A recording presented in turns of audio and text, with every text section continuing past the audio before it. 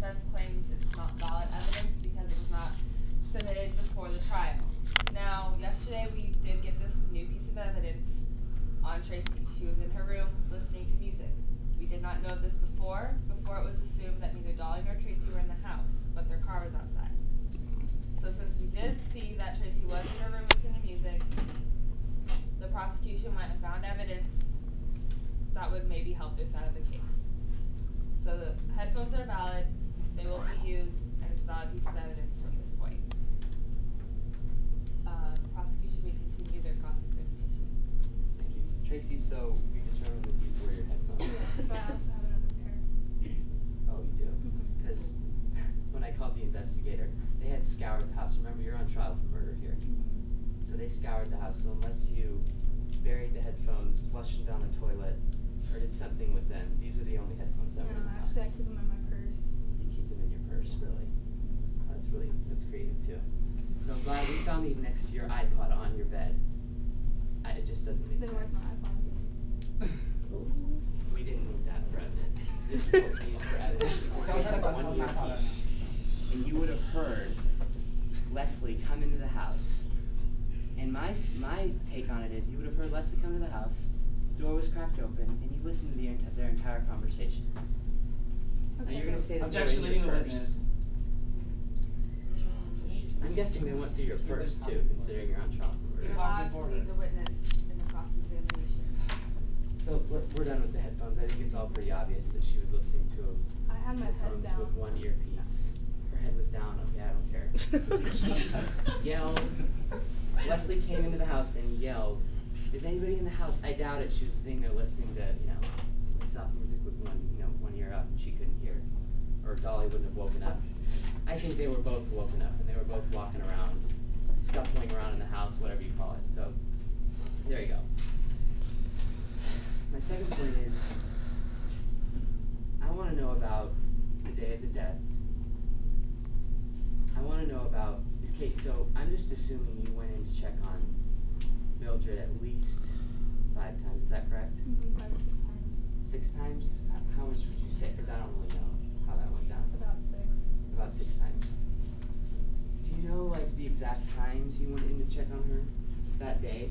I went in, my mom left around 12, or, yeah. No, she went around 9. Okay. And, so I went in pretty much every hour, at the every hour mark, and then sometimes in between. Can you just give me the hour marks? Because I'm just trying to figure this out. I went in at 10, and 10:30, 11. I went a little after 12, and then once at 1, and then 2. You went at 2 o'clock to check in on Mildred? Mm-hmm. Okay, she must have been looking real bad by then, huh? I mean, she was an hour away from death, right? Okay, so she died of a lack of insulin, is that correct? Mm-hmm. How do you think she died? From Alzheimer's. From Alzheimer's, okay. Well, I mean, if she died from Alzheimer's, I don't really know what that looks like, but she must have been looking really bad, not knowing who she was, maybe rolling her eyes in the back of her head, something. And what did you do about it? Did you call Dolly? Did you? Yeah, I called my mom. You called her. What did she do about it? She was driving home. She was driving home. Okay. In the meantime, okay, it doesn't make sense because you said that after that you walked down the post road. At what time did you walk down the post road? About 3 o'clock. 3 o'clock. Okay. So the last time you checked on Mildred was 2 o'clock. Mm-hmm. And you're walking down the post road at 3 o'clock. Okay, that's a long gap in between. You should have been doing something to help Mildred. Okay, she's laying in her bed, she's dying. Okay, she's an hour away from death. And you're walking down the post road to check for signal at 3 o'clock, when the last time you checked on Mildred was at 2. And you were on the porch prior to that. Okay, that's really incriminating. Jerry, did you guys understand that? Okay, thank you. Okay, the next point I would like to make. Well, let's talk about the day that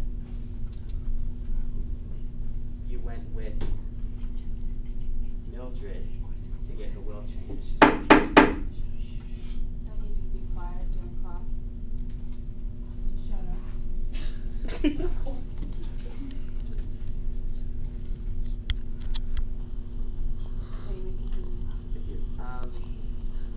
So would you say you go to your family friend that you've known for 20 years, like the lawyer? That lawyer was Leslie Rayburn. She's been a good family friend of Mildred for a long time. So naturally you would think that she would go to Leslie because she trusts Leslie. I mean, do you understand that? Can you nod your head yes? Okay. She's been pretty good to Mildred, and it would have been easy to make a quick alteration of the will if, you know, because she had already written that will before, correct? So why, can you explain why she didn't, can you just clarify why she went to another lawyer? We didn't trust her. You didn't Yeah. trust We Leslie didn't trust Rayburn? her because she had the money in her interest. We didn't. We went in my grandma's best interest for her.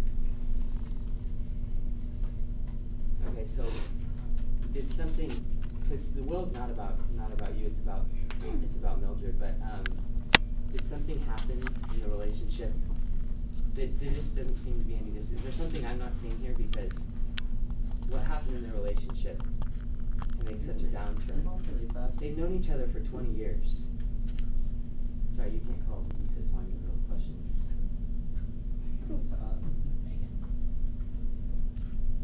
There can be no recess call in the middle of questioning. You finished your direct examination. When he called recess. Okay. I'd like to ask for your respect, please. Sorry. So where was I? Yeah. Was there any like major disconnect? What happened to break off the relationship? A 20-year relationship, really. Well, she held $4,000 from us. She held $4,000. That's 2 months worth of money for my grandma, for her medical needs.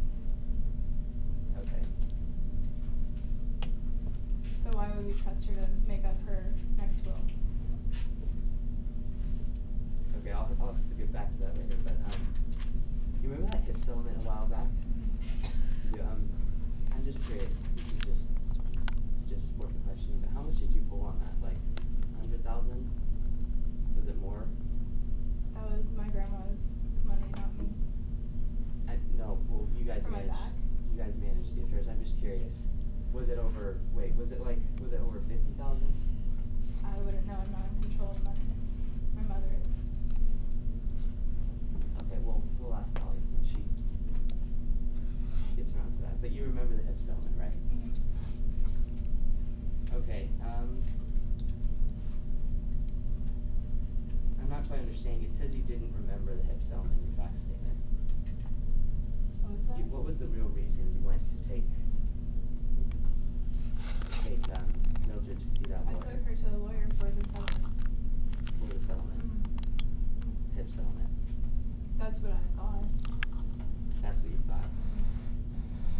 I'm not informed. My mom just tells me I drive my grandma to town to go to the lawyer.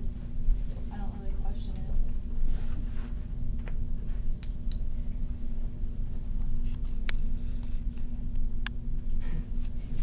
Almost. So just to lay out the events that took place on May 10th, this is the day the will was drawn up. So basically what happened was, I don't know, okay, so I know we've already established this, that Mildred was conscious 50% of the time. Somehow she decided on her own accord that she wanted this will to be changed, right? Okay, I don't see how that's possible, but she wanted her will to be changed. Well, you can't sign any legal document if you're not in a coherent mind. Sure. So, okay, so she's conscious 50% of the time, but she decides she wants her will changed, and you get her in the car, right? She has her wheelchair. Okay, so here's what I imagine. Then you go to the lawyer's office, you go into the parking lot, take her out of the car, put her in her wheelchair. Am I following right so far? And then you push her into the lawyer's office, right? And then, so you have the lawyer, you and Mildred, right? Well, no, And I then you stayed in pulled- the reception room. Yeah, that's right. But you had to push her into the room because she can't Yeah. wheel on her own. She's barely knows what's going on. So you push her into the lawyer's office, and in that room, right, you said was you. Wait, yeah, you said was you, the lawyer, and Mildred, and then you went back out into the reception area with the receptionist, Yes. right? And then you closed the door, right, because you wanted. It's her private. And there's just one entrance to the room, right? And there's, okay. So, and it's her private affair, right? Okay, so you're sitting outside, and then after everything was done, right? Then you went into the room, you pulled Mildred out of the room, and you went home. Okay, Jerry, this will is not valid, and it's fairly obvious because can I see the will? Oh, here it is. There is no lawyer's